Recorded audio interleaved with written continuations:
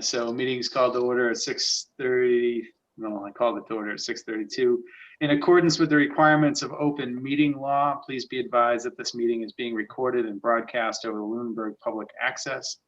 The town of Lunenburg, in response to the COVID-19 coronavirus, is currently following the guidance from the Lunenburg Board of Health, Massachusetts Department of Public Health, and the CDC regarding the virus and steps communities can take to prevent its spread, and all town offices are open by appointment only. In accordance with the governor's order suspending certain provisions of open meeting law, general laws, chapter 30A, section 20, all public meetings are being conducted remotely. This meeting will be broadcast live through local access cable, on Facebook Live, on the public access Facebook page, and will be able to be found on Lunenburg Access YouTube channel within 24 hours after the meeting. Following information is also provided for members of the public that would like to participate in the meeting remotely. To participate remotely from a computer, let me admit Lien here. From a computer, please use the link below to join the public meeting webinar, https://us02web.zoom.us/j/8908 89,039570971. From a telephone, dial the toll-free number 888-475-4499 and enter meeting ID 890-3957-0971. If you have not registered for Zoom, you will be asked for your name and an email address. Note, no participant ID is needed. Just press pound when asked. The telephone users may dial *9 to request to speak after joining the meeting. Computer and app users may use the raise hand feature to request to speak. That was a mouthful. So with that, we will open the meeting. And first order of business is to review and approve the minutes from our December 15th meeting, which were sent out this afternoon to the committee. Hopefully everybody received those. I move we approve them as written. Thank you. Do I have a second? Second. Thank you, Paula. There have been moved and seconded. Does anybody have any further comments on the minutes? Hearing none, Lynn? Lynn does. Yeah, I'm sorry. I didn't have a chance to look at them because they just came in this afternoon and I didn't open up my email till just now. So I'm okay. Sorry.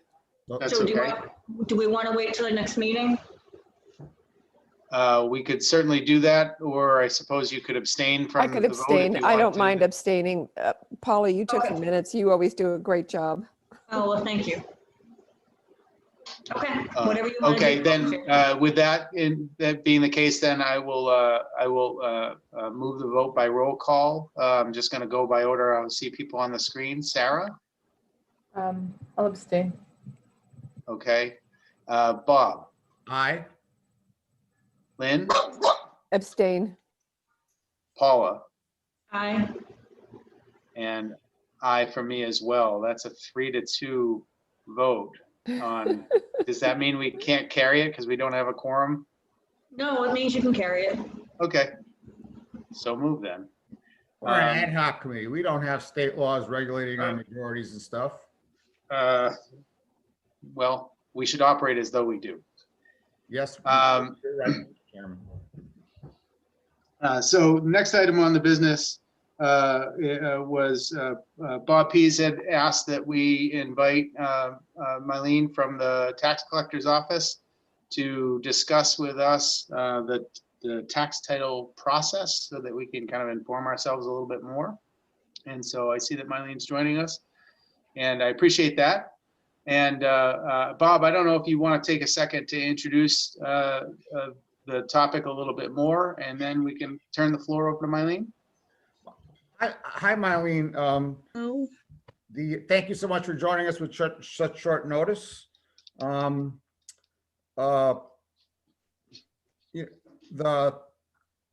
Open Space Committee has undertaken a review of all the town properties that show up in the assessor's database. There's properties, that the town purchased at one time, but there's a lot of properties that show up as tax title, and then there's properties that show up as owner unknown.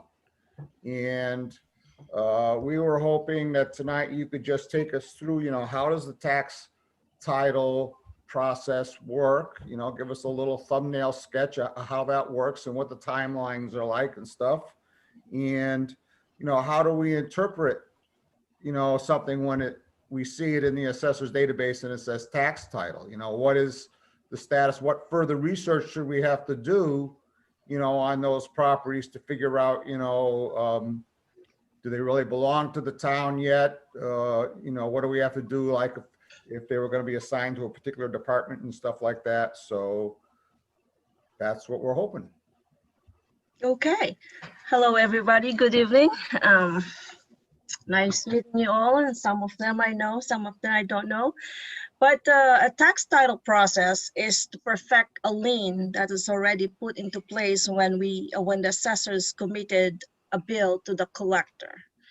When we send the bill, there's already an automatic lien on the property. But tax title process is to perfect the lien per Mass General Law. This is under Mass General Law, Chapter 60, under Collectors of Taxes. So once after the fourth quarter, we send a demand bills. We have 14 days to give to the taxpayer for having the delinquent taxes on the previous fiscal year. And after the 14 days, we can start the tax title process. But normally, before I do that, I give a courtesy to the taxpayer, because sometimes some other people, they just in the middle of selling a property, they move out, and then some of them, they just took over without even thinking that they have to pay taxes, blah, blah, blah, even though they know they should know during their closing that they will. But some of them, they're just so excited to move in their house, and they forgot about calling, the city or town about taxes.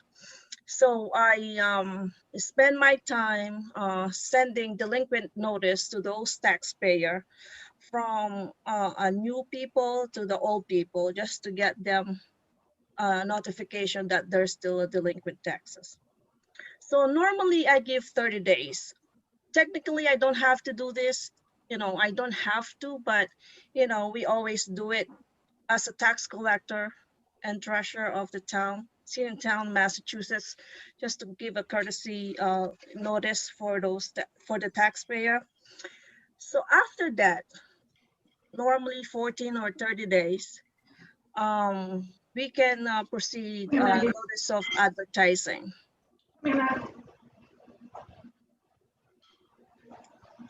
So after the notice of advertising, I can give them again a 14-day notice, to give them some time to come up and talk to me, or, communicate with the office so that they will not be advertised in the paper.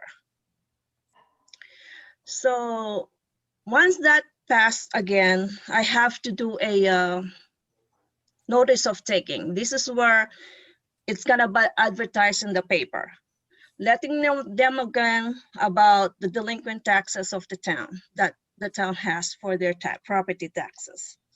I have 14 days to do that before, the notice of taking. Within that 14 days, the tax collector cannot do a partial payment. It's either pay in full or not pay at all. So no partial payment during those periods per Mass General Law. So because the reason for that is we have to make sure whatever we're recording in the Registry of Deeds is still the same amount as of those days, because they have to be the same numbers, except for the fee of the Registry of Deeds. It will then add it into it afterwards. So after the notice of taking recorded, we have 90 days to wait before we start the foreclosure process. After the lien was recorded in the registry of deeds, that's when I can do a partial payment agreement to the taxpayer, because sometimes, you know, they're having a hard time and everything. And this law is given to the tax collector or treasurer to at least give them, you know, something if they want to do a partial payment before they can foreclose. And we normally do that. We can either go to 1, 2, 3 years, depending upon how much is the delinquent after that. So I normally work with them. If they, you know, they talk to me and everything, I normally do that before we even try to foreclose. Because sometimes people are having a hardship, you know, this year, and or they lose some jobs or something. So we do make payment agreement after the lien was put into place. So after that, you know, when after the 90 days, technically you can either foreclose. There's two things that the town can do. It's either they can do a tax lien sale auction, meaning that we can auction the tax title, not the property, the lien on the property. We normally do a bulk. We just did it somewhere in the last 2018, I believe. We did that. What that means is we're gonna put a bulk of auction on this list of property, and whoever the highest bidder will do the foreclosure. What good about that for the town is we will get the 100% taxes due. The highest bidder will make all those delinquent current to zero, all the interest, all the fees, everything is, and the legal costs and everything will pay as if they're the owner. Problem with that is they will take over the foreclosure process from that point. Now, if I did not able to sell them on that tax lien sale auction, I will do the proceeding of foreclosure. And what I do is I have the tax title attorney foreclosure. I will send that information to them and he will begin the process. So once it is over there, he will file a petition to the land court to foreclose the property, as in foreclose the property, not only the lien, but the property, take over the ownership of the, you know, the property. So once the judgment, like for example, nobody, you know, during those periods, they will be notifying the HAR, the deficit, everybody that's related to that property. They will notify them, the underwriter of the land court will notify everybody so that they will have the chance to, at least if they are interested with the property of their relatives who pass away or anything like that, they will have the right to redeem the property. If they redeem the property during the foreclosure, we have no way to stop them. We have to give it back to them. They will take it back. All right. So now if the judgment comes over, they will not able to redeem the property. They will have, they will lose the right of redemption. But there's a martial law in chapter 60 that they have 1 year period to petition the land court to redeem the property. That's the reason most of the tax title attorney or foreclosure attorney doesn't advise to vacate the property within that 1 year, only because of, you know, they can still petition. They can use it for land use or town use, but they can vacate. So after 1 year of the redemption, we have to auction it off. We cannot just put a title on, you know, put a title on the property. I have, as a tax title custodian that was initiated to me, I have to auction it 1 or 2 times per Master Law Chapter 60, Section 80. I have to at least let them bid, but I don't have to accept the bidding. I have to adjourn. I have to adjourn 2 times if there's a list of property that the town is interested. So after that 1 or 2 times auction, then I can say I'm purchasing it in behalf of the town. That's when we can start the deed proceeding. Now, the only time that that will change is if during the foreclosure, like example of 842 Chase Road, we are in the process of foreclosing that because I know, I think conservation, somewhere it's in the list of me, the town wanted that property. But because they have some from Debussy or Hyde give it to the town, they can just able to do that as deed of lieu of deed or something like that. They can just record it. So once they recorded the deed and everything, I just pull out the petition. So we don't have to foreclose it. So that's 842 Chase Road rear. yeah, 842 Chase Road. So if you it's in part of my list of foreclosure. I foreclosed it. It was in the process of foreclosure, but because looks like there's a the deficit or hard granted to the town or donated to the town. So that's a different story. And then they recorded the lieu of deed of lieu. They were able to record that as a town owned. And that's when I pulled the process because it's already now a town owned. And that's the only thing. That's section chapter 60, section 77C. The town can do that if they donate it to them, but it has to be approved in an annual town meeting. And I think that's what happened in 1529, if I'm not mistaken. But the problem is they have to record I think the assessor said they have to record that article that it was approved, but we cannot see it. So you need a clerk certificate for the town meeting vote. Yeah, it has to be recorded when it was approved, and they have to do that all recording and transfer the lien to the town. Now, keep in mind when the town took over a property that has tax title, especially when it's not foreclosed, because there's a mass general law that those taxes are not going to be forgiven. I mean, it will be forgiven, but keep in mind those taxes are going to be part of overlay of the town. So it's going to affect the overlay of the town because they have to abate those. So keep that in mind. If this property has a lot of tax title on the previous years, those are not going to be just got away.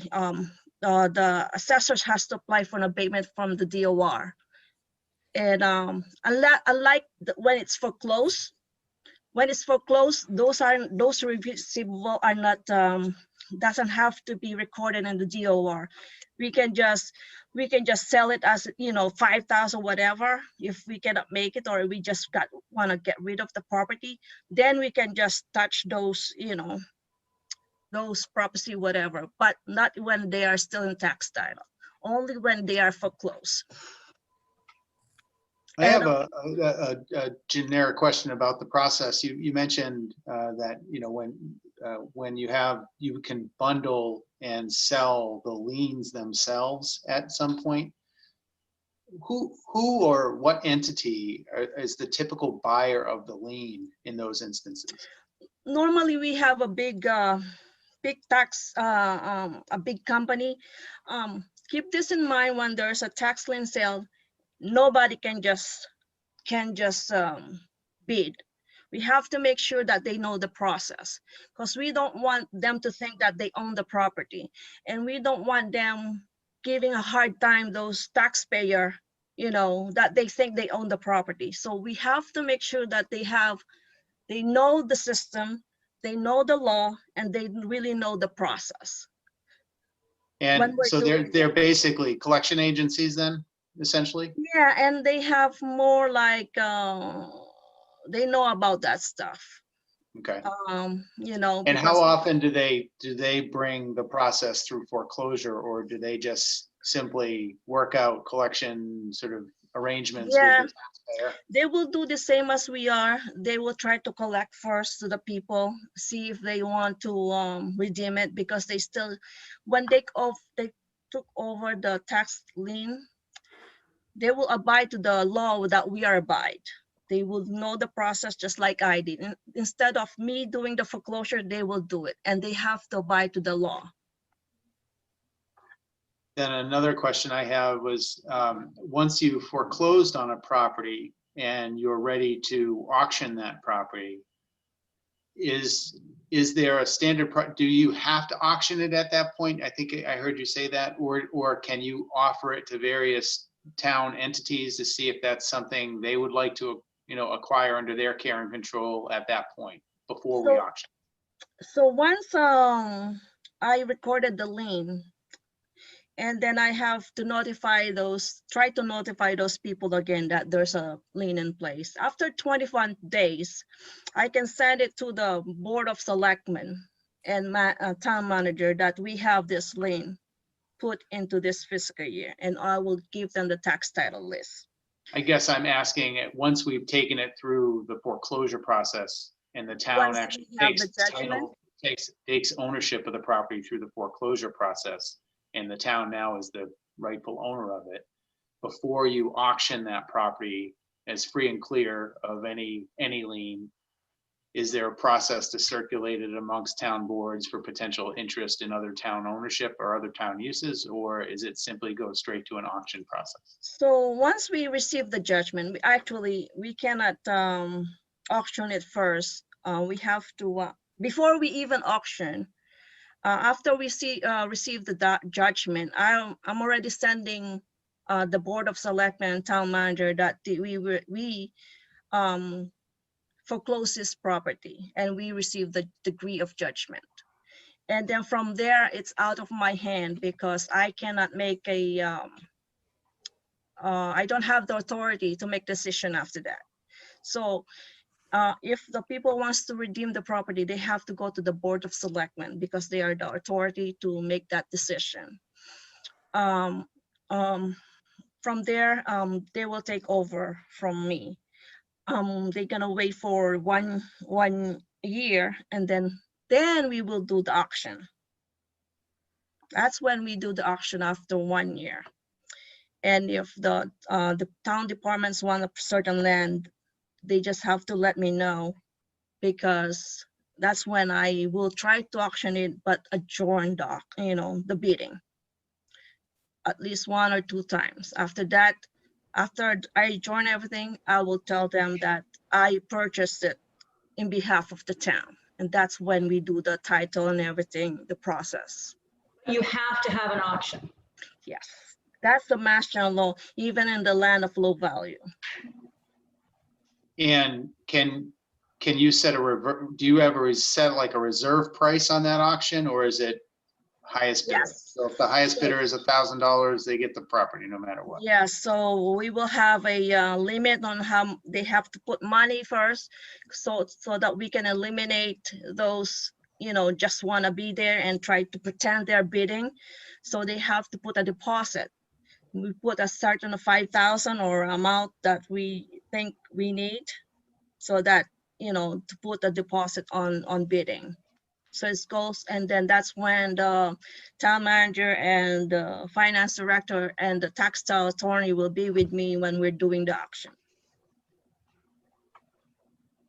So they have to put a deposit in order to bid on any property? Right. Okay. Right.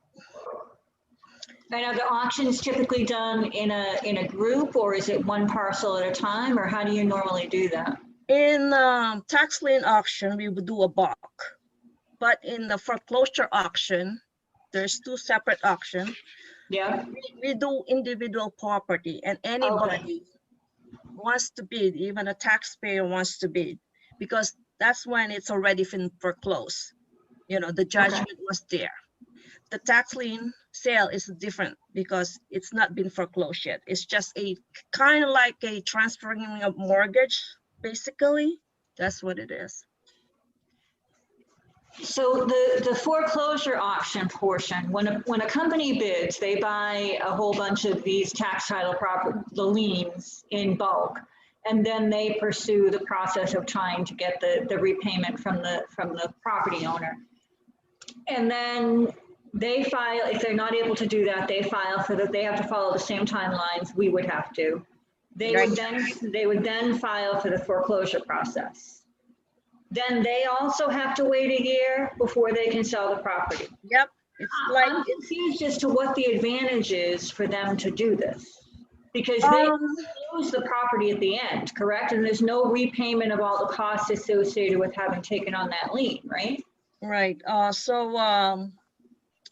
the advantage for us is we get all from one penny to everything, we get everything in a Right, tax. I get our advantage, I just don't understand theirs. Their advantage is probably gonna foreclose and sell it. You know, they probably have a wider connection, Okay, you know, that they can sell it, like, you know, they're similar to those mortgage people or bank that Okay. they just do their bidding in a more wider, broader, you know, people. okay, And if they only are able to foreclose on maybe 1 out of 10 of the properties, Paula, they'd probably make Yeah. their money, right? So they'd probably make their money on that. right, so if they see a developable property that they think has got a high value, then they would go through the process for all of them in the hopes that they could sell that property. Right. And this, maybe we're getting too deep into the weeds here, but if the property has a mortgage on it and also then gets a tax title lien put on it, is the mortgage subordinate to the tax title lien, or is the It's, tax title lien subordinate to the mortgage? No, it's attached in the property. So we don't notify mortgage. Mortgage has to, you know, call the tax collector's office if they know, you know, because most of the mortgage call us, and if they have something like, I have another mortgage just emailed me and talked to me a while ago, because this one property is way back taxes and looks like they are not getting their money for the payment, and they asked me about the status of the property, and I told them that I'm thinking of doing a tax lien sale or foreclosure, you know, in the near months. And they want me to notify them, you know, when I'm start this procedure, because I told them I don't have definite timeline right now because we're collecting tax and motor vehicle coming up. So, and I have to do a research on about auction in Zoom, if, you know, because normally we have it in the podium, everybody come, you know, as long as they put a deposit, or anybody can come and just listen, but they cannot bid. So if they don't put a deposit, so I have to look all those laws and make sure that I can do it in Zoom. Either that, I have to install it for another year, you know, because we want more people when we're doing auction to try to see if we can get more to it, you know, instead of just one people and we end up like few bucks, you know. One last question, Mylene. When in the assessors, there are some properties that are noted as tax title, and then there are other properties that just say owners unknown. So I'm assuming that properties that say owners unknown are not paying taxes, but you haven't begun the tax title process? Well, what happened is there's a big question mark on those owners unknown. So I'm not even putting them in my list, only because they need to be researched. Because there's a law that we need to abide before putting a property in owners unknown. So we have to really check on it to make sure that we did the process where it has to. There's a mass general law on owners unknown that we can just, the assessors has the authority to just do 8 of 58, or that they don't have to get an approval from the DOR when there's a new amortization act, but those new amortization act doesn't cover the previous one. They have to have a DOR approval before they can be owners unknown. So we have to search more about it to make sure that they are not invalid taking. Because if it's invalid taking, we have to retake them again. It's Okay, written in Mass General Law. I just want to understand. So the properties that are currently classified as owners unknown, you're verifying that those were all approved by the DOR? Yeah, in the previous years. But coming forward, when a new amortization, you know, I'm sure the assessors knows what to do from then on, that they can just, they don't need an approval. They can just switch them or adjust them or something. Okay, so those never go into tax title? Do they just become town property, or how does that work? That may be a question to the assessor's office. Okay.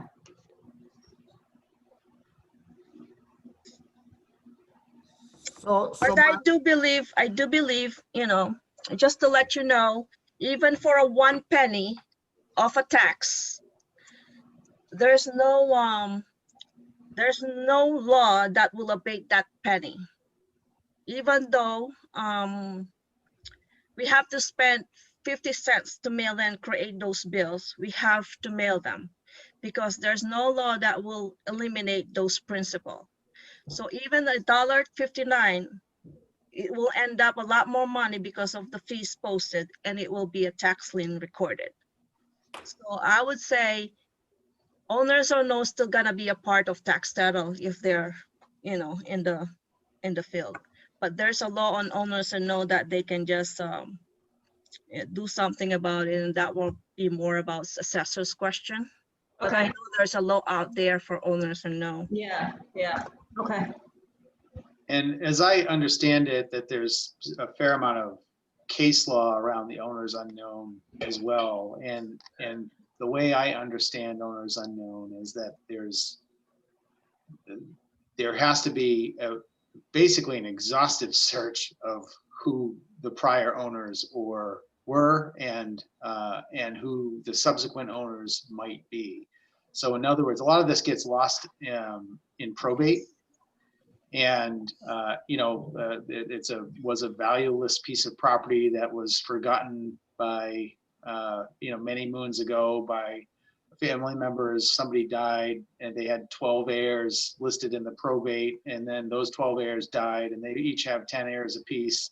And now all of a sudden there's 120 partial owners technically by probate who have 1/120th of a undivided partial interest in a property, and you have to find and notify all of those people, and it has to be, you have to make like serious efforts in order to do it.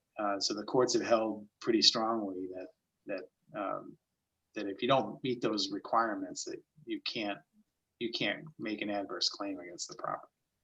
Right. So. And we also have a process of land of low value. Those processes are not really given to the tax title attorney or foreclosure attorney, only because for the amount of value or taxes, like those owners who know will fall under land of low value, because there's no point of them, the town spending huge amount to pay those attorney. So we do it our own.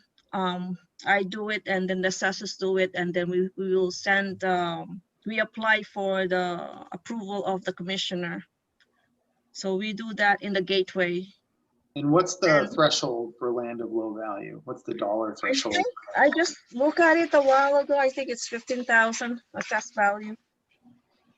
And those types of properties are the types of properties that may be of interest to Conservation Commission, for instance. Yes, I have some lists on the conservation that I was putting them and starting them to do that.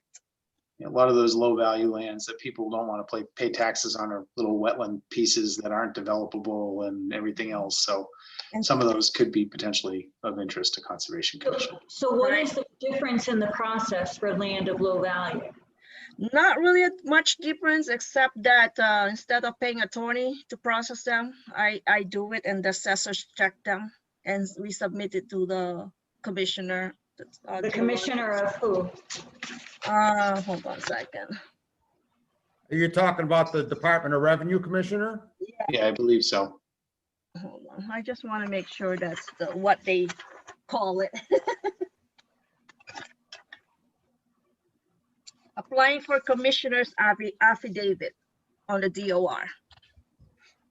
Okay, so then do you still go through the foreclosure process, or does that eliminate the foreclosure process? No, that's the foreclosure process. That is the entire process. So you don't have the same waiting of a year and all of that. No, we still have to do that, except the only difference that we don't pay, we don't send it to the attorney to do it. They will, the assessors, I put it up, the assessors check it, the commissioner check it, and then they will say that, okay, this is approved, and then we will do the recording and everything. They still fall under foreclosure. Okay, so the only difference is it doesn't go to land court. So Yes. it goes to the commissioner signs off on it. We still have to go through the foreclosure process and have an auction? Right, Okay, that is correct. It has to be auctioned 1 or 2 times still. okay. But it doesn't cost the town as much money because we don't have to pay those court fees. Right, we do the job. Okay,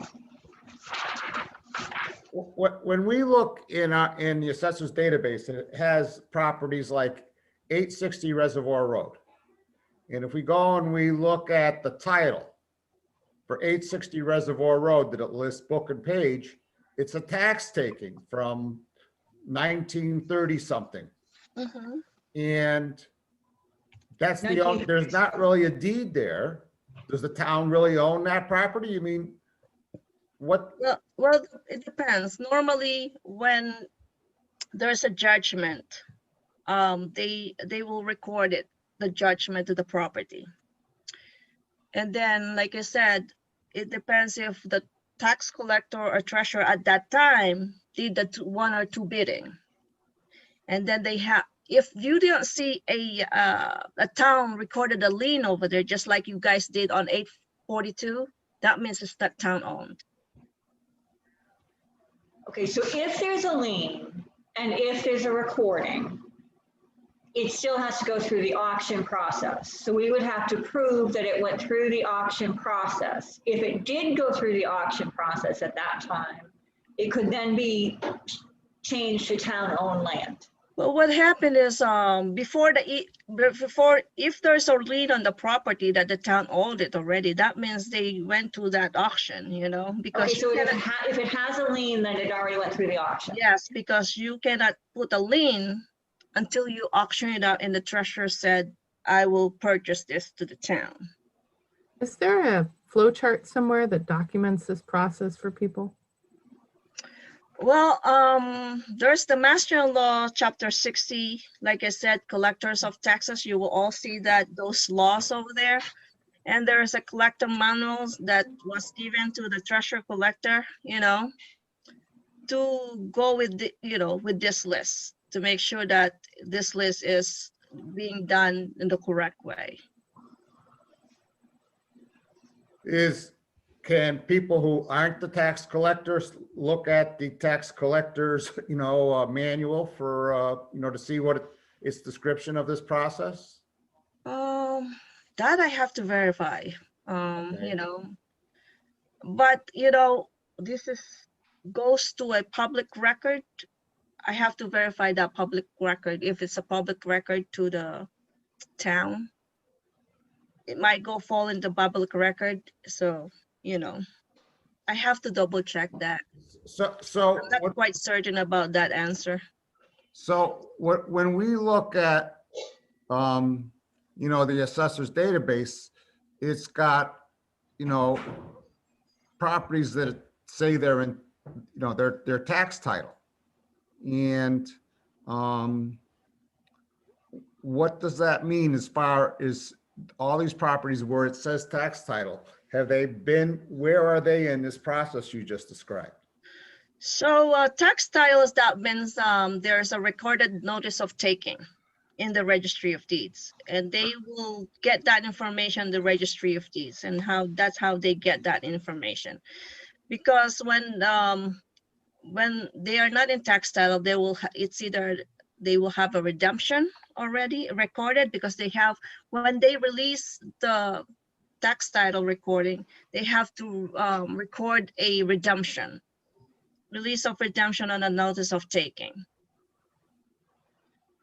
So you've taken the property, you've done the notice of taking, but you haven't done the foreclosure process.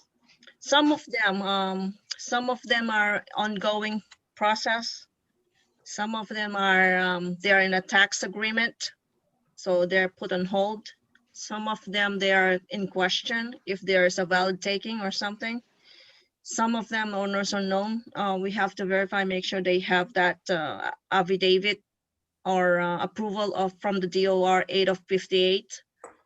So some of them, they're just brand new tax title that normally I just don't do that in a 1 year, because some other people probably can just, in a hardship and everything. I normally do in the next fiscal year.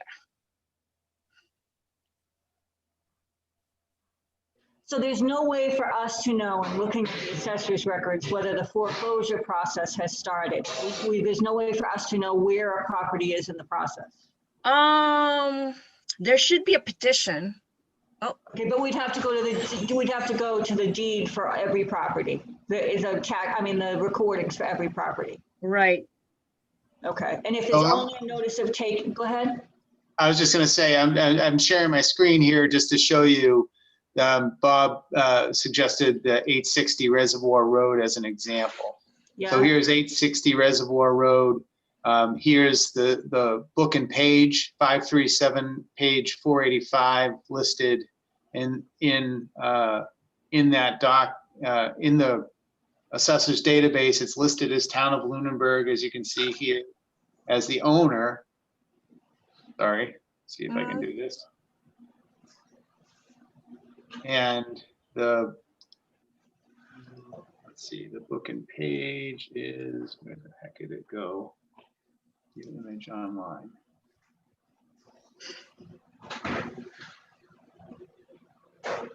So this is what shows up. So that is the land of low value. That's the land of low value. So is this, as you can see on the side affidavit, Department so is this actually a foreclosed property that the town now owns? Yeah, those are the foreclosed land of low value. So this is the foreclosure notice. And that's because we know from you that the low value doesn't go through the attorney.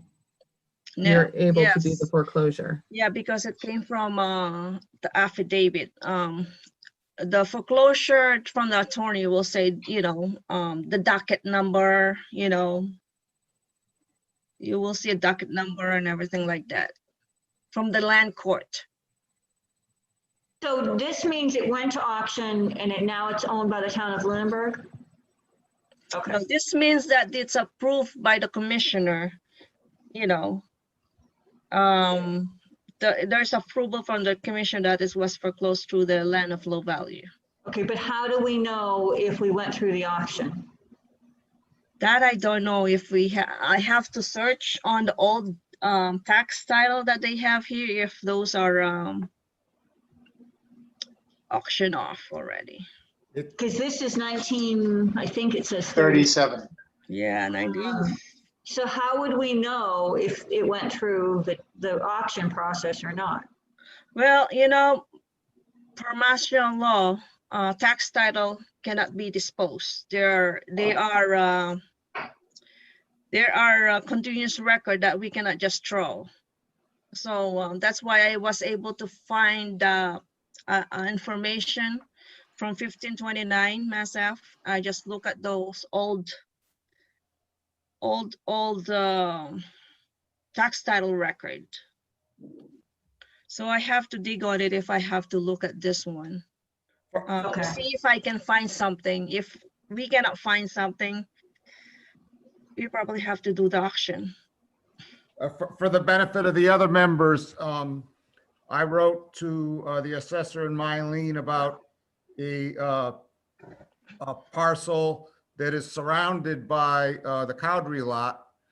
That's basically a piece of swampland that shows in the assessor's database as last being owned by somebody. It doesn't show it's owned by the town. But if you take and you go and you look at the deed that's referenced by the town, it shows that it was taken by the tax collector. But then I heard from Mylene that it wasn't taken correctly. But that there was a vote at a town meeting to take it by eminent domain, but they never did anything about it. Did I get that right, Mylene? Well, it's a question mark if there's an invalid taking, because only because of the deficit or hires that the way they because when I asked the tax title attorney and I said, is this a valid taking? Even though there's no book and page reference to the property, he told me that no, even though there's no book and page reference, if they have a description of the property fully noted on that, is still a valid taking. But in this case, when he saw that one tax taking, it's lack of description of the property, so that is considered an invalid taking, even though we put the hires and deficit on that time. So we have to retake it again and do those steps again to do What that. property is this that we're talking about now? I think it's the fifth, 1529, I think. yeah, 1529 Mass Ave.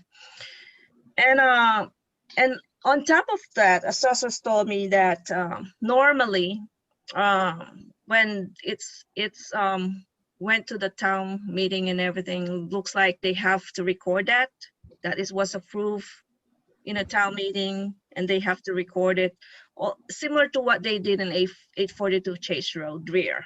They have to do that also. And what is recorded after the auction? When we do the auction, it's like similar to when somebody purchased it. Right, but if we do an auction and then we decide to keep it, if we Yes. don't accept the bids and we keep it, what is recorded then? We do the title.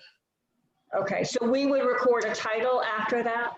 So the fact that we'd have to look on 860 Reservoir Road to see if there's a title recorded naming the town of Lunenburg. Right, because on this list that you just showed me about 860, and then the affidavit of the commissioner, Yeah, normally if it's went to the bidding and if they decided to take the property, normally they have a recorded lien that they took over. If they can approve that, I think we have to do the auction again. But we have to double check that with the town council. I'm not 100% sure, and I can even ask our textile attorney if, about that, if if it's like that, okay. because it's more like legal matters that we need to buy, so. Okay. It seems to me like if we're going to proceed with discussing tax title properties, that we need to sit with you and gather more information about these various properties so we understand exactly where they are in the process. And also with the assessor's office, yes. Yes. I would agree, but I think it makes sense for us to go through as a group and identify the properties that we would be interested in, because there's a lot that I don't know that we would be. So I Right. think it makes sense to kind of trim down the list. I know I went through all the properties in the worksheet today and only came up with a few that I would think of Yeah, as priorities. So it will take a lot of time just searching it in the registry of deeds and what's been recorded way back, from time. yeah, So normally those are being done by the underwriter, but we don't have underwriter, so we have to do it our own and with assessors. Right. So it makes sense to do that for properties that may be of value or of interest for various town departments. Right, and I was thinking the same too, Paula, is, the first order of business is establish, the parcels that are of interest, then, try to find out what we know and what we don't know about each of those status. And then, I think amongst our, the committee members, we can probably help assist the collector and the assessor in some of that research, try to see what we can dig up individually as well to try to expedite that. The Yes. process on those and the assessment of those parcels in particular, rather than trying to attack the whole list. Right. Since I took over the, office, I have pretty much a folder, a binder that, those the things that I did do and everything. So I have a folder, it's more trackable and everything instead of, because this is many years ago, and there's a lot of happen, especially when we have this mold downstairs where everything is stored. Who knows what happened to those, because some of them got Right. damaged and everything. So Yeah. Okay. All right. Well, does anybody have any further questions for Eileen? I think we've taken a fair amount of her time here this evening, and I'd like to cut her loose. And thank you very much, Mylene, for Thank you, your Mylene. time. Thank It you. really helped. anytime. Brandon, one thing quick, this is Mike. Thank you. Yeah, Mike, go ahead. I put a link in the chat box. I don't know if this is the manual that Yes, it Mylene was is. talking about, that Bob was inquiring about. Sure looks like it is. Yes, Yes. looks like that's the association that I joined, and most of the city and town in Massachusetts join for a conference when we're discussing about the office. So this has a lot of the process in it that you were talking about, Mylene? Yes, you will able to see those process in there because that's the manual. But let's see, it might be when is this? This is 2007. 17. I don't know if that's a new up to date, but yeah, Okay. Okay, thank you. you're welcome. Yeah. Thank you very much, Mylene. You're Appreciate it. welcome. Have a good evening. Thank All you. right. You too. Have a good You night. too.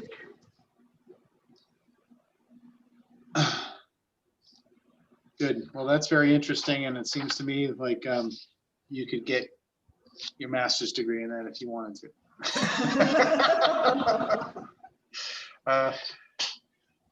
And I don't want to, but I do think it does make sense to, when we're thinking about the list, I think, yeah, and honestly, I think there may be properties that are listed in the assessor's database as being owned by town of Lunenburg. And then when if you go through and you look at every one of those reference deeds, I'm sure we would find somewhere along the way where it's just not right, right? Every one of those has probably some level of error in that database to begin with. If you think about how that database has been kept over the years and the changes between technologies and transcription and everything else, errors just happen. So, I think the key really is, what are the parcels that are of highest priority for and of interest to this committee, and then how we attack each of those properties sort of matters from there. And, what we determine, what we discover with each of those, and then how we want to move forward on each of those. So I think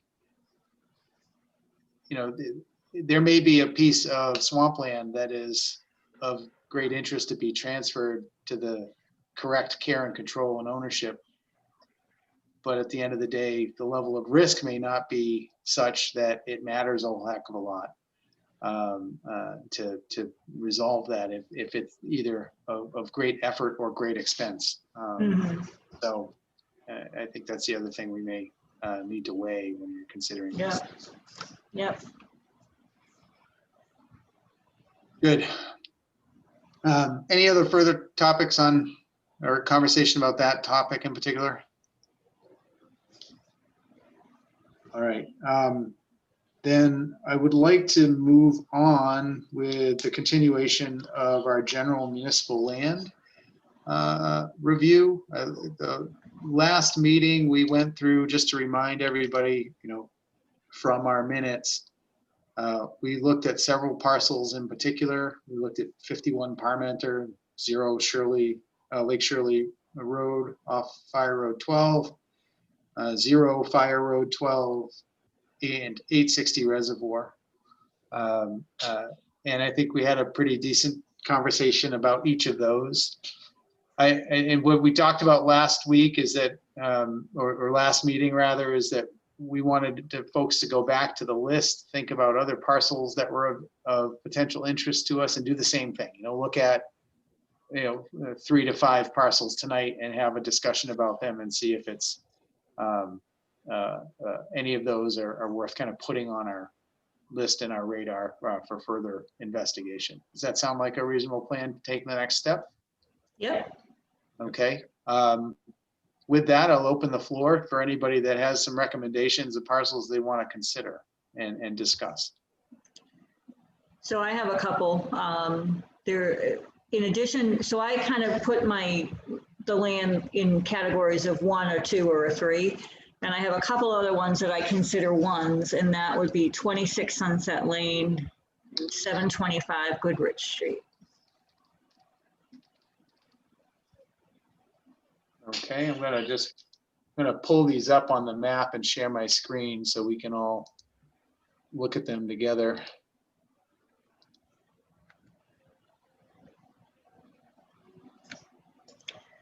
And the reason I did this, which one are you looking at first? This The is Sunset Sunset. Lane. So the only reason I flagged it is because of access to Lake Shirley. And there's a right of way. The map shows a right of way to the lake. If you zoom in on the map, and it's kind of a question, right down to the water. And I'm not sure if that is a legal right of way or what, but I thought that made it very interesting. If that is an easement or a right of way, we were trying to talk about parking and places for canoes and kayaks to launch. I mean, you could potentially put canoe and kayak racks at the tip of that triangle and make a parking area at the top. But we'd have to find out if that really does have a right of way.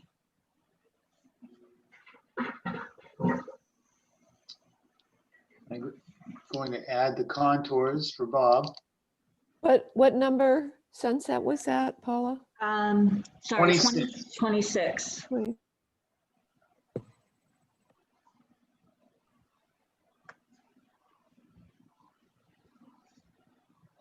It won't, I would be interested to, I'm gonna try to research it right now. I'd be interested to try to find the reference to that right away. That it wasn't for the benefit of these 2 lots down here. I mean, that's where the right of way ends at the lake there. That's Carl Luck's house. Oh, it is? Yeah. Okay. That's Carl and Phyllis's house. And right next door to them is the Jules house. Mm-hmm. I believe there was a discussion before the Zoning Board of Appeals, back in the fall about a fence along there and some kind of neighbor dispute. But if you look at the map, that easement, that dotted line goes through 26 Sunset Lane. It sure does, all the way to the lake. Yeah. So I'm trying to figure out, is that truly an easement? And if it is, that may be of interest to us. Well, yes, sure, because then you could do parking over here Exactly. and there's a boat launch there. Yeah. There's actually a paved boat launch there. Oh, really? Yeah. Wouldn't easements be listed on the deed of the Yeah, I adjacent didn't go through property? the deeds. Yeah. Okay, yeah. okay. And I didn't go through the deeds. Sure. The trouble you're gonna have there is that it's owner unknown, so, Well, it would be interesting too to see, there may be plans of land on some of these abutting parcels, and they may show any right of way in that location as Yep. well. And they may just, the plans of land may just reference that as owners unknown, or may give some hint as to who prior owners were, and at least give you a place to start. But the neighbor's land would also list the easement. So if the easement is on their property. Right, right. We could Right. research the deeds for the abutting property to determine if there is in fact an easement. That's Yeah. what, yeah. Yeah. So, so I think it's worth just at least doing a little bit more research on this piece. And the other one is 725 Goodrich, and I picked that one because it abuts 860 Reservoir.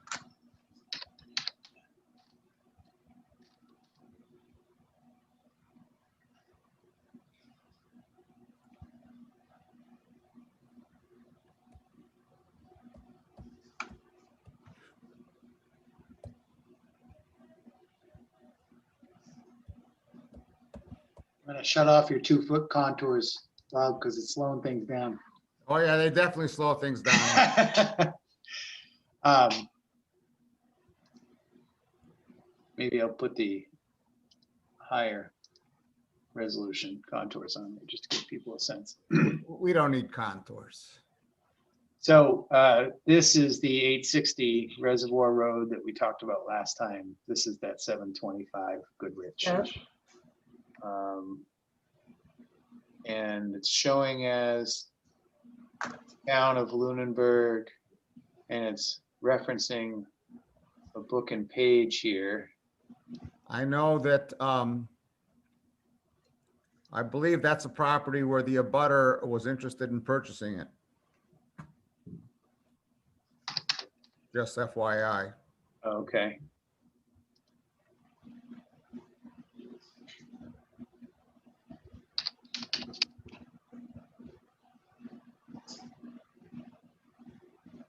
Oh, there's the treasurer right there.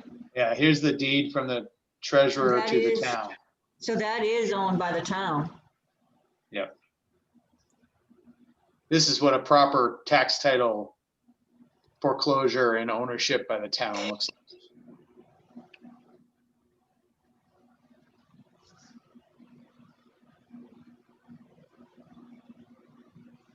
Okay, so that one definitely is owned by the land, by the town. By the town, yeah.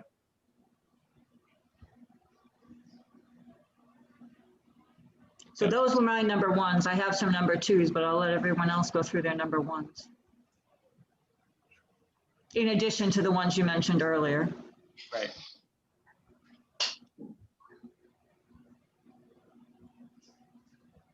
Anybody else have others that they'd like to look at?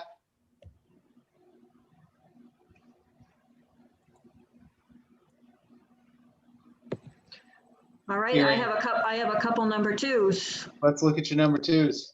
Okay, so the next one is 26 Clifton Road. 26. Yep. And the reason I picked this out is because it's adjacent to town-owned conservation land.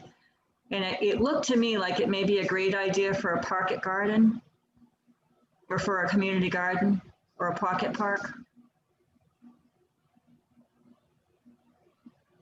It's a small piece, but it is adjacent to conservation land, which is odd because the conservation land is just it's that square right next to it is listed as conservation land. This piece here. No, the other one. Oh, right. So if you were to combine those two properties and make it a park or a community garden, you know, in that very heavily populated area. Yep. Because those are some of the objectives in the open space plan. Yep. Yeah, this parcel, I remember this parcel is something builders was a piece that was conveyed I think probably during a subdivision process.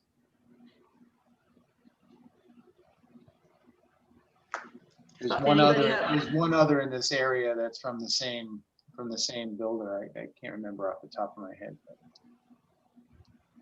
and I think it was done in the 60s. I remember. Yeah. Yeah, that's a good obvious one. And then I had, so 671 West Street, which is the 66-acre parcel. Not 66 acres, I'm sorry. How many acres is it? Too many screens open. No, it is 66 acres. Yeah. This is and I think that's the one, yeah, they bought it for a school. Yeah. So it makes sense to me for the town to do something with that. I mean, whether it be a mix of use, whether it be, but it seems to me to be crazy to hold on to 66 acres that no one's using unless people are using it. I'm not familiar with it. I don't know if there are trails on it, if it is actively used for recreation. I don't know anything about it. I know that the neighbors in this area use this property as if it's a piece of conservation land. And there's a lot of people that get out and use this property. I would be surprised if it's not littered with trails. Okay. Sort of informal trails. It would be a good one to go out and investigate. Yeah. And this is one where there was a town meeting vote passed a number of years ago, where basically gave the town to sell off and kind of straighten out some property lines, portions of the property. But this is, I think it was conveyed. It was originally acquired for the committee's benefit. It was originally acquired by the school department for a potential location of a school many years ago, and it was later conveyed to the care and control of the Board of Selectmen. And obviously, it's in a very densely developed corner of town, and there really isn't other conservation land in that corner of town. It's really the best opportunity we have for some dedicated open space in that part of town.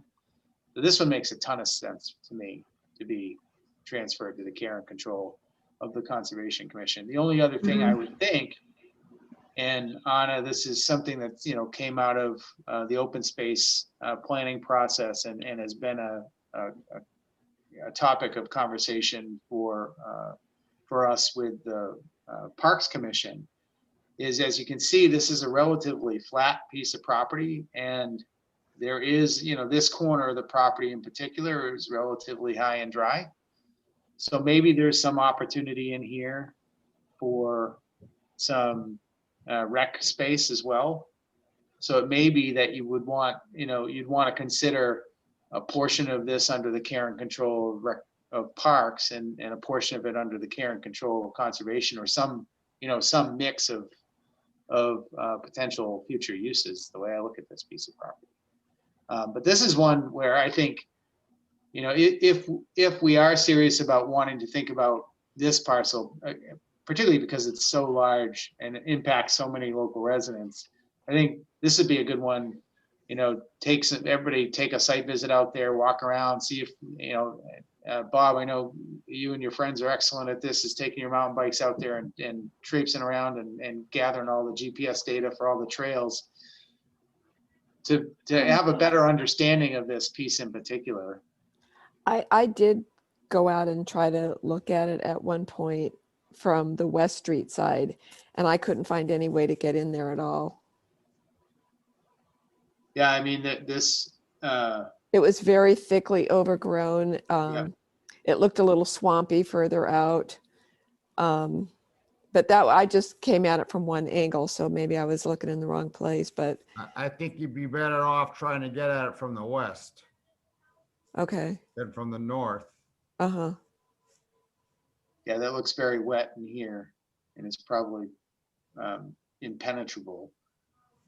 But I wonder if these little bits of road frontage in these locations could get you. Yeah, maybe so. My guess is most of these folks just have a trail out their backyard that connects into things. Yeah, I was thinking the same thing, probably in the backyards of people. Yeah, but I know Dave Prokofiew had long advocated for this parcel to be transferred for conservation. And I think he knows this property pretty well. So I think it would be good for us to reach out to Dave maybe to start with, and maybe he can introduce us to how to access that property and tell us a little bit more about the benefits of that. So I'll make a note to reach out to Dave and see if we can have a more fulsome conversation about that parcel. The other parcels that I was thinking about was the parcel at the top of the screen. I believe Right. it's 20, yeah, that one. Right here, right? Yep. What's the address? Hang on, I'll get that for you. Okay. 225 Pleasant Street. Yep. That doesn't have any frontage that I can see. Yes. it Right does. here. Right there. Okay, okay. And what road is that? That's Pleasant Street. Pleasant Street. Okay, oh, okay. So, You know anything about the history of that, Brandon? Why it was acquired? yeah, so this is the parcel. I believe this is the parcel, and this is something we should confirm. But I believe this is the parcel that was acquired by the town as mitigation for building the primary school, the new primary school. So when we built the new primary school, we purchased a piece of farmland where the primary school currently sits. And that farmland was comprised of all prime agricultural soils. And the state has a policy that says if you develop, if the state or subdivisions of the state, so the town as a subdivision of the state, developed on prime agricultural soils, it had to mitigate for that. And this property, I believe, was acquired as the mitigation for the primary school. I've long wanted to and never had the time and energy to commit to proving that out and proving that history out. I've been told by a number of people. So this gets back to the Woodruff property. You might remember the Woodruff property. I'll go there as well. Yeah, that was the other thing I wanted to bring up now. Thank you. Yeah. So the Woodruff property is this parcel here. And you'll see this was acquired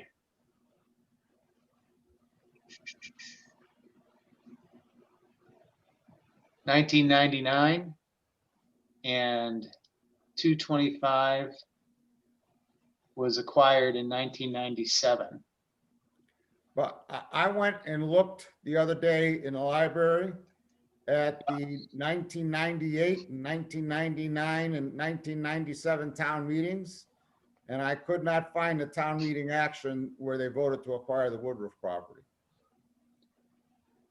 So What's the address of that? Woodruff Yeah. is Because I was hoping to read the 104 minutes Fairview. of the town meeting when they bought the Woodruff to see, you know, what did they say in, you know, in the discussion about the rationale for buying the Woodruff property. I've seen documents. I need to see what I can find again for that. But the rationale was there. I believe it was a 61A withdrawal. And I believe that it was planned to be a very large subdivision, and it's within the Seward area. And this was going to require massive amounts of, it was going to put a tremendous amount of pressure on our sewage system. And so the town said, you know, that there's no way that we can afford the upgrades for the sewage system that would have to happen there. So instead of having it built out, it was acquired. by the town. That's the documentation I remember seeing. So when and the reason this sort of trying to resolve this question between 225 Pleasant Street and 104 Fairview, the former Woodruff parcel, is because, well, one of the reasons was there was talk about trying to sell an agricultural preservation restriction over a portion of the Woodruff property, and then being able to resell that to an agricultural owner, so that it could get back on the property tax rolls, be agricultural, be protected under an agricultural preservation restriction, but be privately managed as agricultural.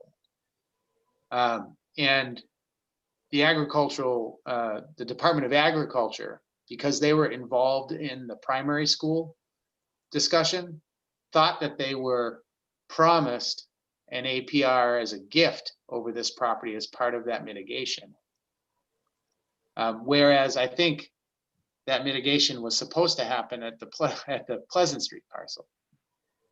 So there was all this confusion, and that effort to sell a agricultural preservation restriction to the state to try to recoup some of the monies that the town invested in the Woodruff parcel, because the town bought it for quite a bit of money. It was like, I think it was like $900,000 or something. Never got recouped. Because the APR program, the folks at the state program had a confused idea of what the mitigation was supposed to be and where it was supposed to be. So, And boy, if we could breathe some life back into making some of that money back, that would be great. And part of that issue would be resolving sort of the history of what happened in and around the primary school development. So the primary school, the Woodruff property, and that Pleasant Street property are all sort of intertwined right now, and we need to untangle it. it seems to me like, to your comment before, this issue alone could result in the master's thesis. Yes. Yes, and Um, that's it. It doesn't sound like the deed is there is anything unsettled about the deed or the ownership. So I'm not sure if there is much to be resolved. If we find that we could use this as open space, we can request that from the Board of Selectmen, Select Board. Because in this case, there's no confusion about who's the owner. I agree. But there's also an opportunity for parcels like these, where, when you look at 225 Pleasant Street, for instance, large and flat, and certainly, there is frontage and there is potential for access in there. I mean, it's flat, but it's not perfectly flat. It slopes down as you head north here. Would there be some potential interest in having this be playing fields or something from a recreation standpoint? Would it be, but right now I think it's currently farmed by someone on behalf of the town, or for the town. So it's still actively agriculture. Who's doing the farming? That's interesting. If you look just to the left below, you'll see another field there that's part of the Pleasant Street parcel. A little down, a little farther, and a little to the left. Up, right there. That field there, that's like 3 or 4 acres. Yep. And I believe that's hayed. And then if you go over to the Hunting Hills, there's big open fields at the Hunting Hills. And I believe the Hunting Hills Conservation Commission, conservation restriction dictates that will remain a hayfield. And I asked the other day, who's doing the haying? And are we getting anything for it? And I was told, someone's haying it for us as a favor.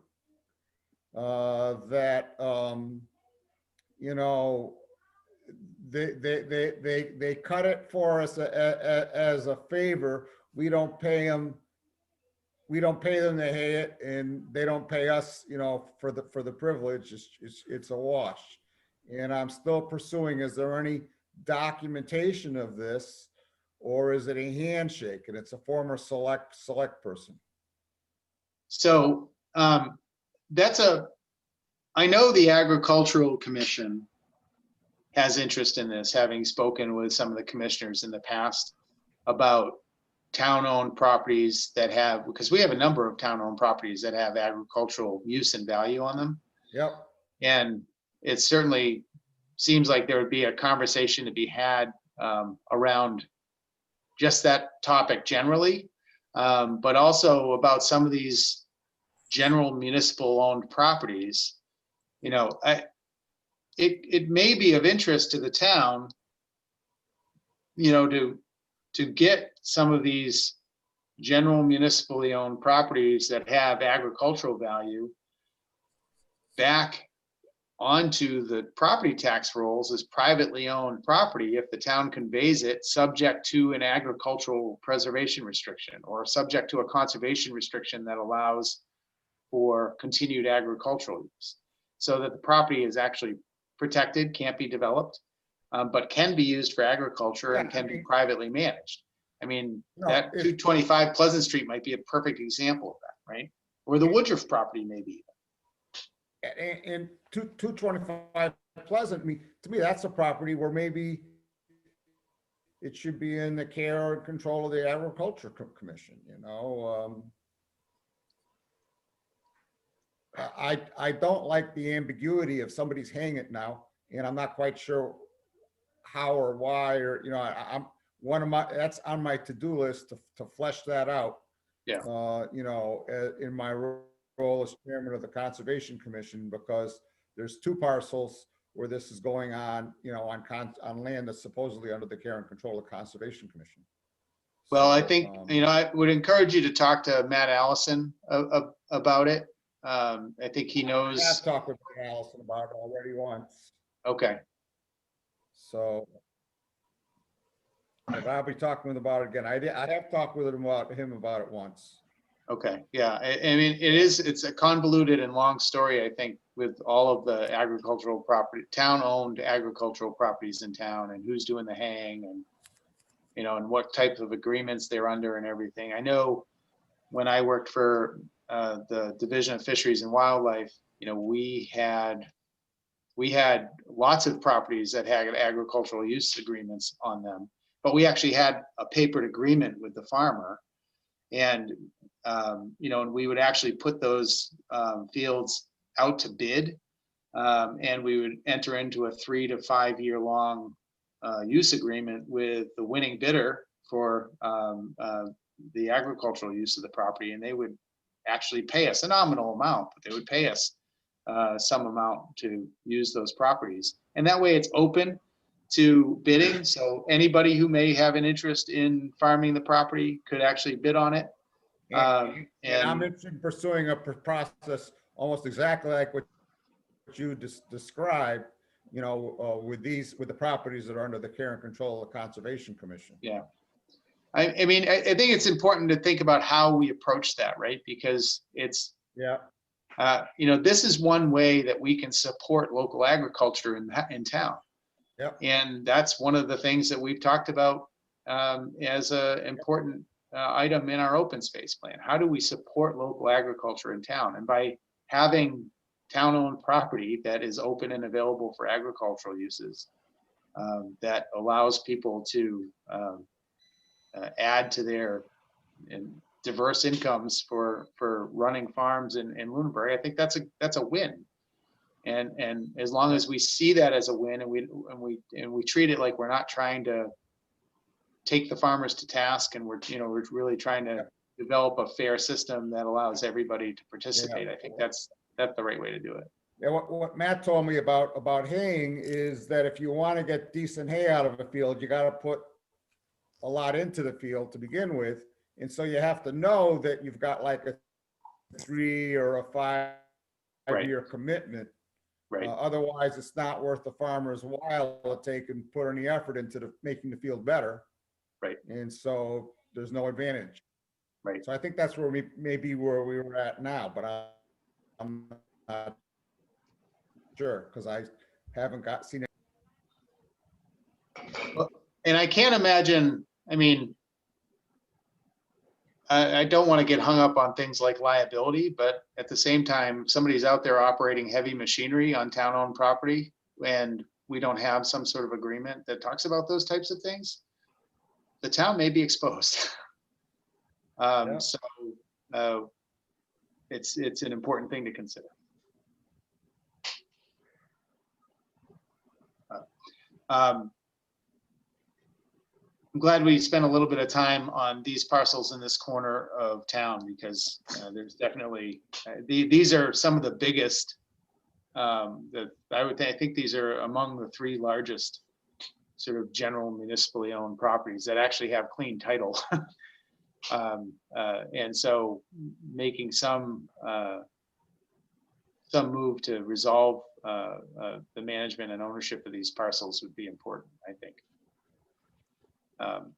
So I wondered, does anybody want to step up to do some additional research on these parcels and see what we can find out in terms of the histories of each of them?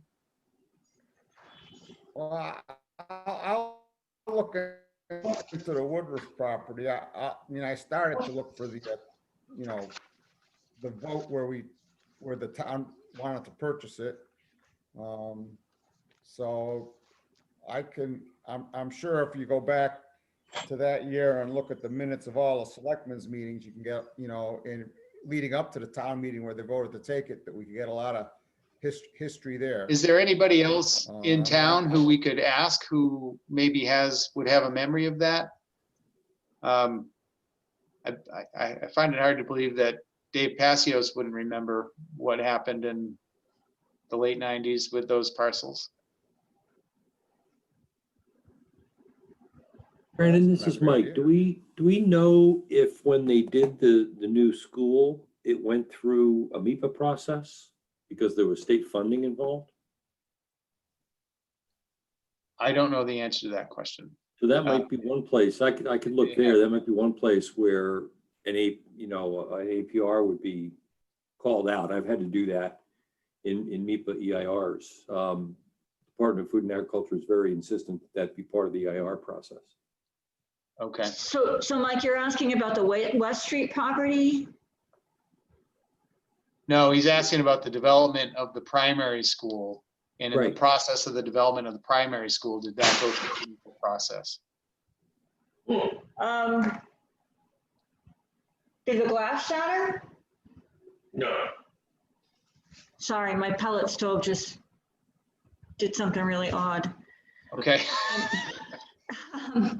So you're talking about to see if the land with the primary school went through what process? MIPA process, Massachusetts. MIPA. Okay, I could not hear MIPA. If the development of the primary school went through the MIPA process, okay, and Department of Food and Agriculture would be a party to that process, and that's where the APR process could have started.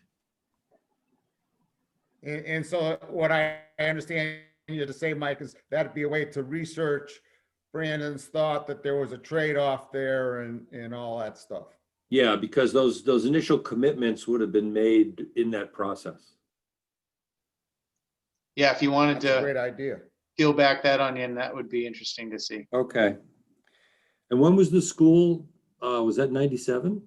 According to the recording in the assessor's database here that we're looking at, the deed was recorded in 2001.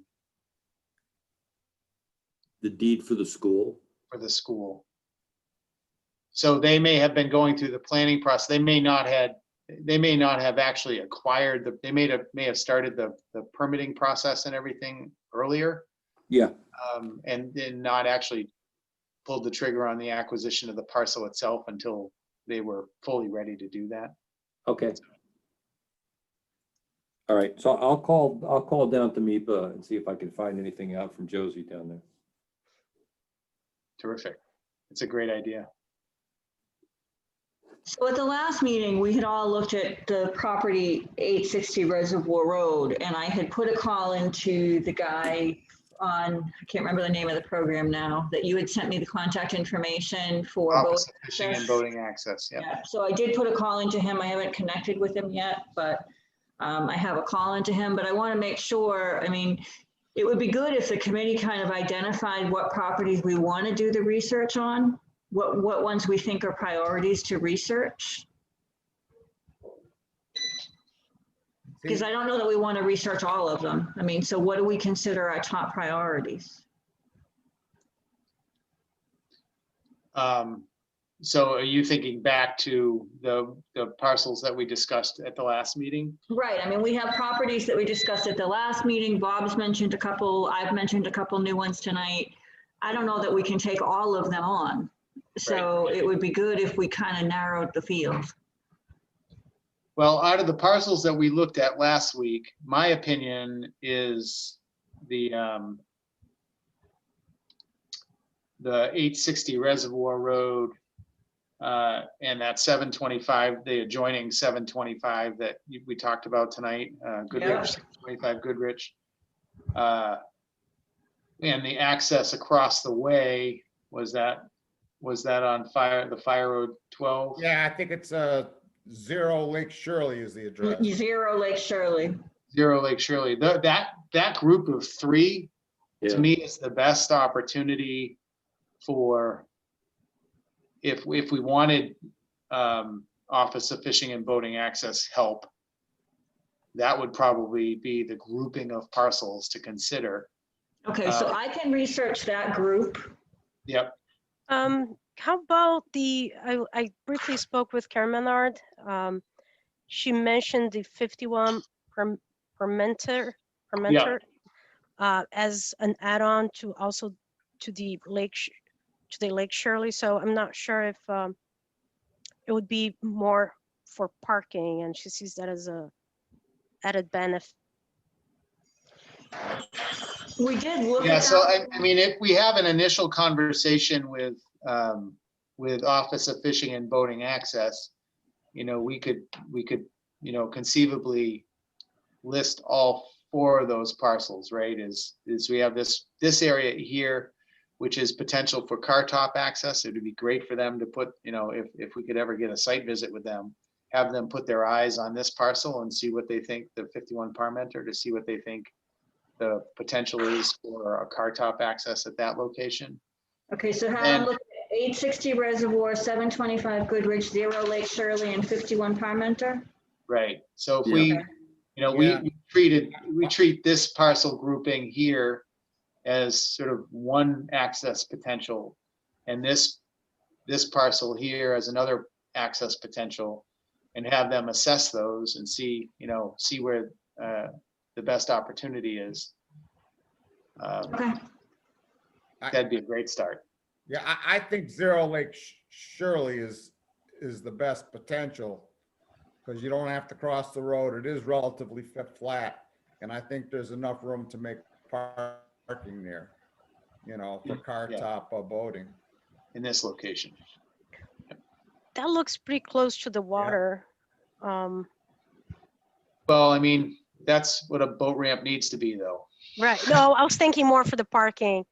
Yeah, I mean, often when they develop those, they end up putting them pretty close to the water. The parking area has to be pretty close. Yeah. So I mean, what we had talked about at the last meeting, Anna, is that if they couldn't, there's always the potential that you could do parking on Across this the street. parcel and have the boat ramp or access on this parcel. But that's what we would, the Office of Fishing and Boating Access has their own engineering expertise that they could bring to bear on assessing this. So, and if we showed them this group of properties, they could tell us what they think is the best configuration. So let me ask you, Brandon, we don't know where these parcels are in the tax title foreclosure process.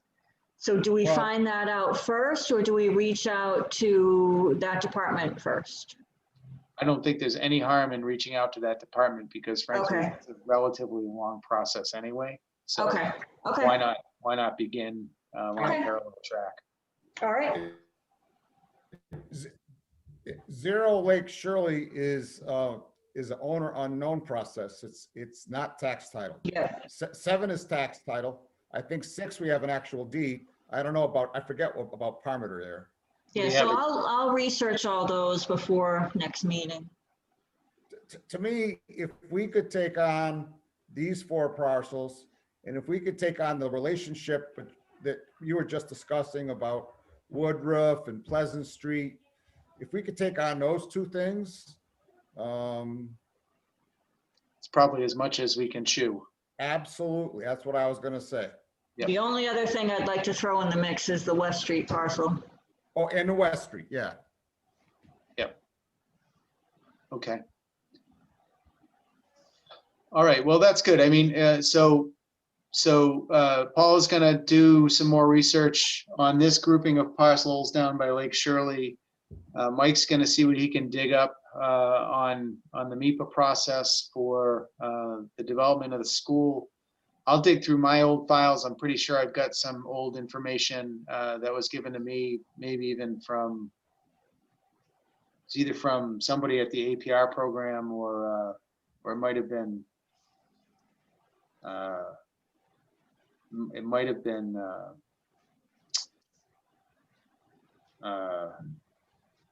Janice. So we'll see what we can dig up for information on that grouping of parcels and I'm gonna pursue trying to look for the records, and I'll talk to Dave Passios about the records for when they acquired the Woodruff property, okay, good. And you're gonna look into the Pleasant Street property too, right? Pleasant Street. The 225? Well, I was gonna wait and see what Mike came up, when looking at the MIPA process, and I was gonna focus at first on the on Woodruff. And I plan to reach out to Dave Prokofiew, former Open Space Committee member, and see what he can give me for additional information on 671 in terms of access, trails, all that good stuff. So we can have a better. That's the West Street parcel? Yeah. Yes, 670 West Street, 671 West Street. If he tells you that there's trails there, I suppose I could go down and GPS them. Okay, But for the good of the committee, but they're not conservation parcels, so they won't be part of my grant thingy. Right, but if we find out there are trails and it's actively used in a conservation manner, I think we could make the argument that it makes sense to put it in conservation. Yep. yeah, certainly, that's one that I think it would be, I've never laid eyes on myself, and I need to get out there too. And To me, it should either go to conservation or we should sell it. Exactly. It shouldn't, 66 acres shouldn't just be sitting there. We should either sell it, or it should go into conservation, one or the Right. other. or Right, record. Or Right. rec, or rec, yeah, I'm sorry, or rec. Or agriculture, Or agriculture, utilize it Yeah. right, or sell it, bottom line. right. I would love if we find an active use, so that we can, I mean, in long run, I only been in Lunenburg for 15 years, and I seen a huge build out, and it's just gonna keep going.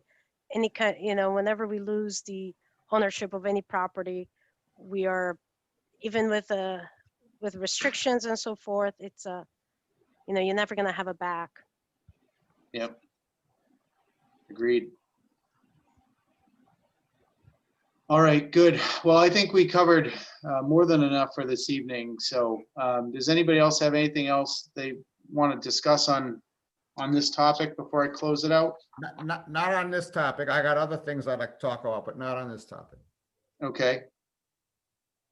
then I'm going to open up the session for public comment. And Bob, do I see your hand raised? Yes, you. I just wanted the rest of the committee to know that Heather Lemieux, the town manager, reached out to Brandon and myself to ask, where we stood, where the committee stood in, in this process, and did we have specific parcels in mind? Because we have one particular member of the select board who wants the select board to be involved from the very beginning in any discussion of parcel transfer. So Heather brought that to the select board and then came back and sent a message to Brandon and myself, strongly suggesting that if we're going to reach out to another board or commission, that we notify the select board before we do that, so that the select board isn't reading about it in the newspaper or in the minutes or on the agenda of the other committee. I want to let the rest of the committee know that I sent some questions to the assessor about what's the difference between the two different sorts of owner unknown property, because there's like 8 owner unknown properties where it lists the town first, and another 20 something owner unknown properties where it lists owner unknown first. And I asked, what's the difference between these two properties? Is there any difference, or is this just, like a data entry error? And she said, trying to get up going a brand new assessing software. And I'll put this on my list of things to do, but I'm not going to do it right now, which is more than fair.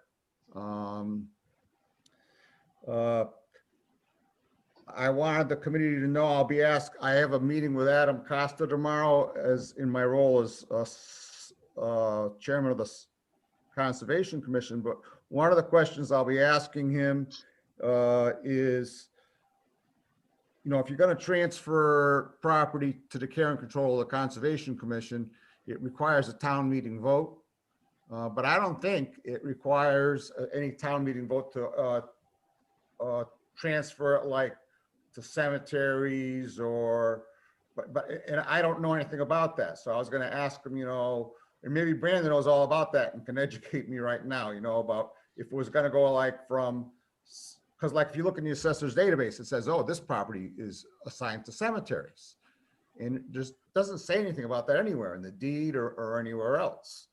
And so what is the process, to assigning it to like DPW or cemeteries or Parks and Rec, or agriculture or something like that?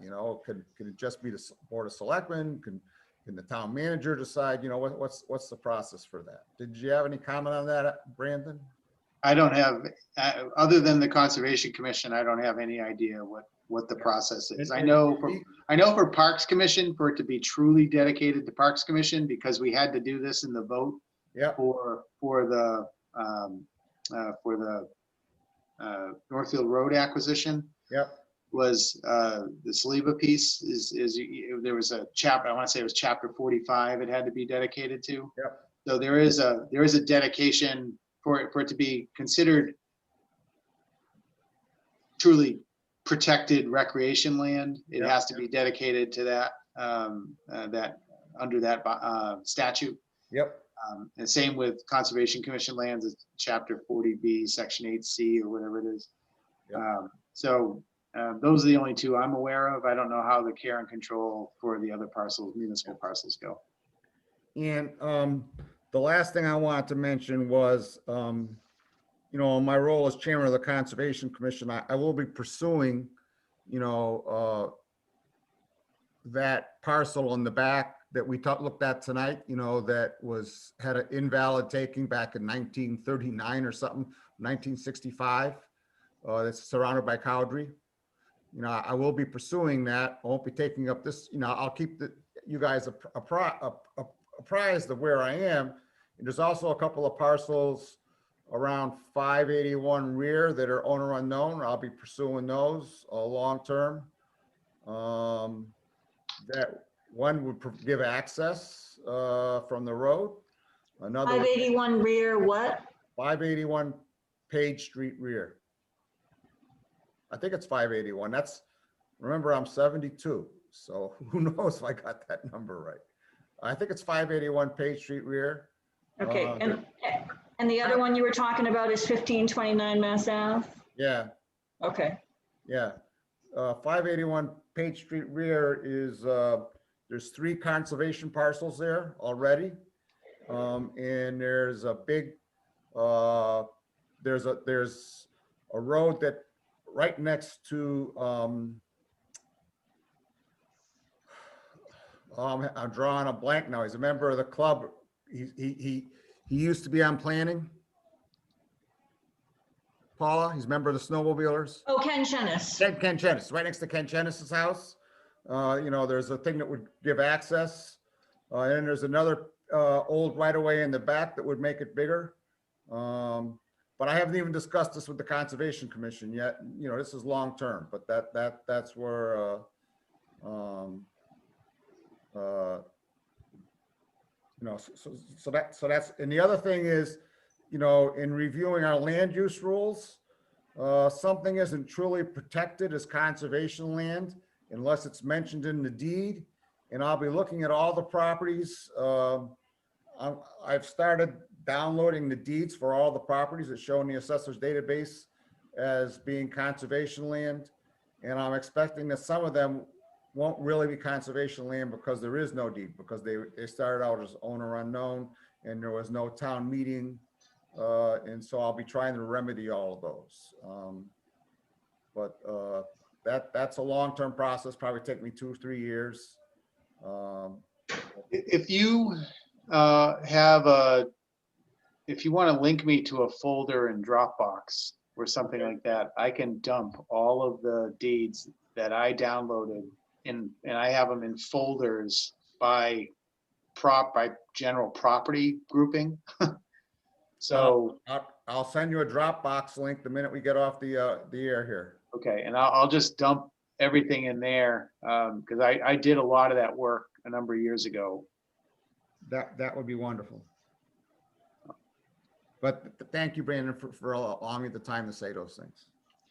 I want to go back to one of the things that you said, and I'm a little bit confused about what's going on, but you and Brandon met with the town manager No, we and, didn't meet. She sent us an email. okay, so you received an email from a town manager to find out where we are. And that the Board of Selectmen, before we reach out to other boards, we need to let the Board of Selectmen know. They would like us to know. Does contacting the boat access agency, do we need to talk to the Board of Selectmen before we do that? I think that's a judgment. I don't know. I mean, we're not committing the town to anything. We're I'm just asking doing some research. we're asking for opinions on things. So until we have something that we want to propose, I don't think there's any further discussions we need to have unless we're seeking, you know, we're seeking their opinion or input on a specific project. But at this point, we're just assessing. We're assessing these different parcels for what our interest may be in it. And so we're not putting forward any proposals at this point. We're just researching the properties. Right, because if they come back and say, this is no way we would be interested in this isn't going to work, or yes, we would potentially be interested in this one, then we know that we want to do some more research and we want to present it to the selectmen, but without talking to them first. So I just want to make sure that everybody agrees that we're all on the same page, that that's okay. Yeah, I agree. I'd be curious to hear if anybody else has any issues with that. Anna, if you're trying to speak, you're on mute. Sorry. Sorry about that. One thing I heard Bob say was that this was a request of one select person. Well, it was, but the chairman also chimed in, saying that you can watch the selectmen. It's at minute 60. I think it was 2 meetings ago. I sent Brandon the link.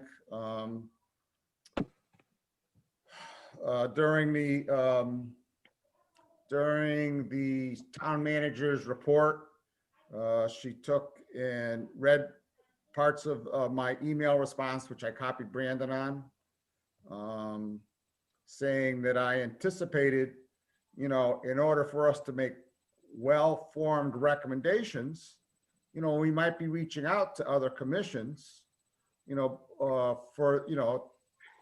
talk with them first, like agriculture or cemeteries or parks and rec, and that before going to the Board of Selectmen, so that the Board of Selectmen might, read about this, when they tune in, to see some other meeting, and we won't have been to them first, which Right. to me, there's nothing wrong with that, but that's,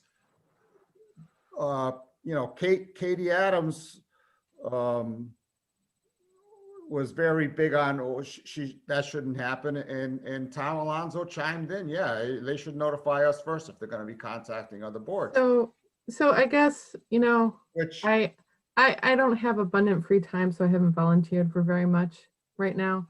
yep, But if we decide we're going to go to a board, send me a note. I'll make a comment in the first minutes of the whatever meeting, and that can be the notification. I can do that. But I mean, to a point of process is we're simply assessing right now, and we're not making any recommendations. I totally agree. And our goal and the way we're set up is to be an advisory to the planning board. So if we ask anybody for anything, it's probably the planning board that we should be asking anybody. That's the way we're established. But more to the point is we're not doing anything right now other than looking at potential other uses for parcels that may have open space or recreation purposes. We're assessing. That's our job. Our job as an open space committee is to assess these types of things. And And this so- isn't, we are now, I just think it's an overreach, and I just do not want to get bogged down in any sort of bureaucratic process because somebody thinks we're doing something that's out of bounds. If they think we're doing something out of bounds, our meetings are also posted, and they're welcome to, this is the public comment section. And if they want to come and make a public comment on our process, they're welcome to do it. But I don't think we need to be going back and forth and asking permission to do our job. That just rubs me the wrong way. I was So, just wondering if they want to, if they want a notification so they know, or they want notifications so they can debate every last point. Which is it? well, and the purpose of our conversations, though, is to have an informed opinion about these so that we can then go and have those conversations with those boards. And our minutes I mean, do get posted quite quickly, I must say. So, and I don't have a problem with the process we're in. I'm just reporting what happened. Yeah, so I mean, I think our process is fine. I don't think we're leaving anybody out of it. And I don't think we're at any decision point. Frankly, we don't have any decision power anyway. Right. To get back to the real thing is all we're doing is trying to advise. And so we're trying to inform ourselves, build the case and the reason and the information that's required to make a decision. If they feel like we're stepping on their toes, I apologize for that, but we're not. That's not what we're trying to do. I don't think we should apologize. I think we're doing our job, and our meetings are public, and the minutes are public, quickly posted. That's the information. And if they have any feedback to have, they can join the meeting. I don't know, just as that. I don't think there's an apology needed here.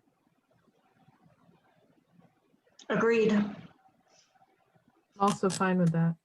Just saying. Okay. I Great. do feel like Any we other all get public along. comment? All right, hearing none. Does somebody remember when our next meeting date is scheduled? I The like to third always- Tuesday of the month, whenever that is. Hang on, I think there's an email you sent to me. Yeah, it's in there somewhere. In the minutes. No, it just says the third Tuesday of the month. So Our it would be the next- 16th. It would be the 16th. Yeah, that sounds right. March 16th and April 20th. No, that'll February work. 16th, March 5th at 6:30 PM. Because, Great. you know, I deserve that. Super, thank you. So those are our next meeting dates. If there's no other comments, I will accept a motion to adjourn. So moved. Second, Second. second by Sarah. Bob, Aye. Sarah. We have to vote to adjourn, and Aye. it has to be roll call. Aye, good. Anna, I Paula, Aye. Mike, Aye. and I as well. So thank you all for your time and attention to these matters, and look forward to talking to you again soon. All right. Good night, everybody. Thank you. Good Bye, night, take everyone. care.